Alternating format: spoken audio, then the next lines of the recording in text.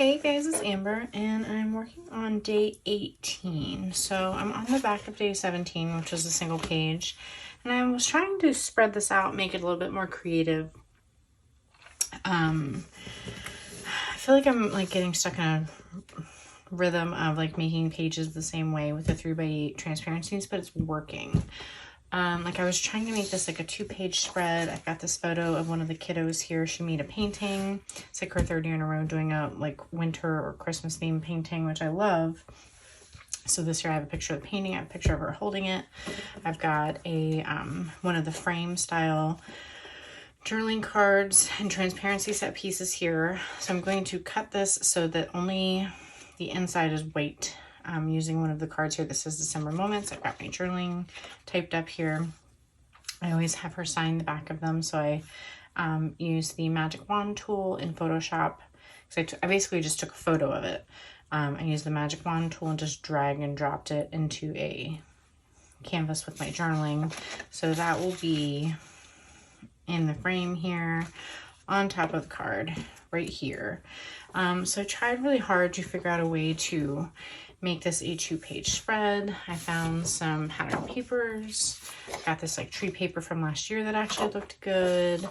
I tried to force something with this heart paper. I actually really loved these together, but I just couldn't come up with enough content to fill these hearts, and I didn't want to leave it plain. I tried playing with some of the craft papers. I tried even like this pattern from this year because it's kind of like dark and moody with some gold foils. Just nothing seemed to really be working for me. I thought about trying to use this What Matters card. I remembered I have this Heidi Swap pattern paper.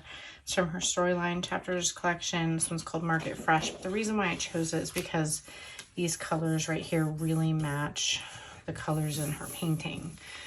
So I was trying to figure out a way to like make this like an 11-inch block, but it was like, okay, now what do I put here? I was really struggling, you know, because I was trying to figure out a good spot. There's like yellow and green and white, or just yellow or whatever, but I wasn't like sure what to put there for content. Like I didn't want to just stick my number there. Just felt like I was like forcing something. So I think what I'm going to do, and I still can change my mind, is I think what I'm going to do is put my number in one of these wooden veneer trees here on this photo. And I think I'm going to have this flip open and have the painting inside like this. And then I'll use the pattern paper on the inside here. So we'll have a flip open photo. I'll keep it to 1 page, and I will use one of these kind of, it will like overlay just a tiny bit. I think I'm going to use the word special or joyous or happy, one of those. But I thought maybe I could use one of these larger larger plastic trees on the inside here. And I thought that that would kind of look cute with the painting and the gold and the green, just a little bit of the white color showing through. And so then I had, you know, the same thought, well, I could just put this over here and I could still do all the same things on this side that I was planning to do, you know, because I really wanted to try to spread it out to a full 2-page spread. So it is something I'm still trying to consider doing. I'm trying to get the right part of the paper where I can get green and gold and white. I don't necessarily care if there's pink. It kind of helps pull in part of the tree, but yeah, I was even thinking about maybe trying to do something like this and like layer the trees and the number together like that. So maybe I could get away with that and make it a 2-page spread.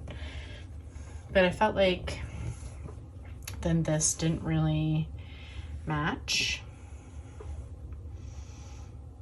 Not that I have to use the frame, you know.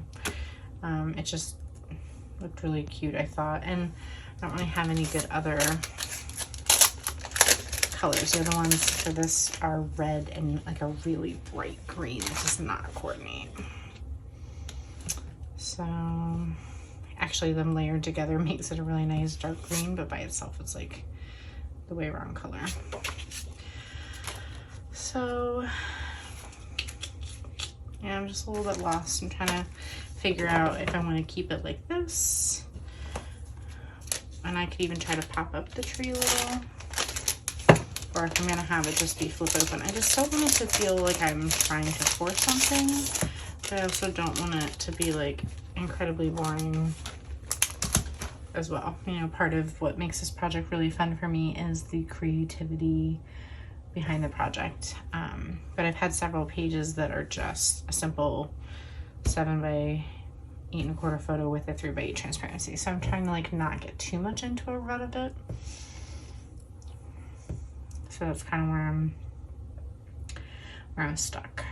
And I could like mix it up. I could put the pattern paper here. I could, you know, put the journaling over here instead. But then it just feels like 1, 2, 3 layouts in a row that are kind of the same. So bag that, never mind. So I'm gonna keep kind of playing with it, and then I will start sticking things down. Okay friends, so we are going to go with the original plan where I have a flip out, but I'm going to make a couple changes to the products that I'm using. So we're getting rid of the brown frame transparency. I think that once I made up my mind, that just didn't work anymore, and that was kind of what was holding me back. So I'm jumping ahead here. I'm working on the flip. So I'm taking some standard computer paper. I decided to make it a little bigger than normal. I cut it at 3 inches wide, folded it in half. And then the next step is just building everything in layers here. So I'm getting the sticker paper on top of the card I selected, which has like some golden stars on it. Thought that reflected her painting better. So I'm going to actually skip ahead through a bunch of steps where I've stickered that down, punched the holes. I'm getting ready to attach that down to the back of day 17. So I'm using 1/8 inch tape alongside the holes and then larger sticker tape on the other side so I can stick that down in place. And then I need to start building in layers. So I'm going to try to explain it the best that I can. So what I need to do is put the photo of the painting to the left of this, but it's not wide enough because of the dimensions to cover a 7-inch wide spread. So I need to put a little bit of pattern paper to the left with a hinge underneath that, and then the other part of the hinge goes behind the pattern paper and in between the photo and the pattern paper of everything. Hopefully that makes sense. It probably doesn't, but I'm just kind of deciding which part of the pattern paper I want to use there. And I made a goof because I cut and then I remembered I needed another inch next to it that coordinated with the right hand side. So I ended up having to change it slightly anyway, but it still worked out. So I'm just using my front photo as a template guide there to trim it out.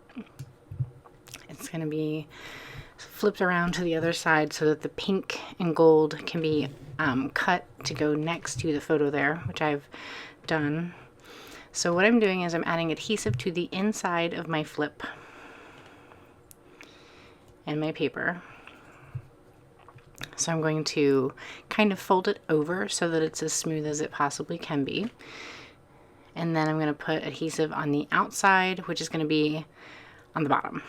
I know it's hard to explain, but there you can see how they're going to line up. So now I'm going to put adhesive on the inside of the pattern paper that will be on the other side. And I'm putting it on the pattern paper side so that it will be straight and lined up. So I'm trying to hold it up the best that I can there. I'm going to flip the computer paper over once more, and basically I'm folding it in half so it gets a nice smooth fold, and it's not too tight, it's not too bulky. And now I'm just putting adhesive on the outside so the photo will cover that flip. Basically, this is a hidden flip because the paper is hidden between the photo and the pattern paper on both sides of the layout. And I hope that makes sense. I know it's difficult to explain. So I'm just getting everything trimmed on the top and bottom to because it was just slightly taller for some reason. And so now you can see that I'm going to put adhesive on the photo of the painting on all 4 sides, and then that will go, I'm going to release the right hand side, tuck that up against the journaling, and then release the other 3 sides. So hopefully that kind of makes sense, and you can see how I was like building. If you have questions, please let me know, but it's pretty easy to make a hidden flip with computer paper. I highly recommend giving it a try sometime.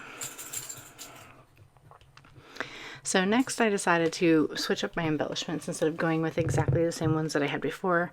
I did not use that wooden tree, but I did go with one of the gold tabs there. I went with special, and I kept the number in the same spot, but I decided, I was thinking about putting the wooden tree up above the journaling. That had a great place to consider putting a embellishment, but I'm gonna go with a star instead.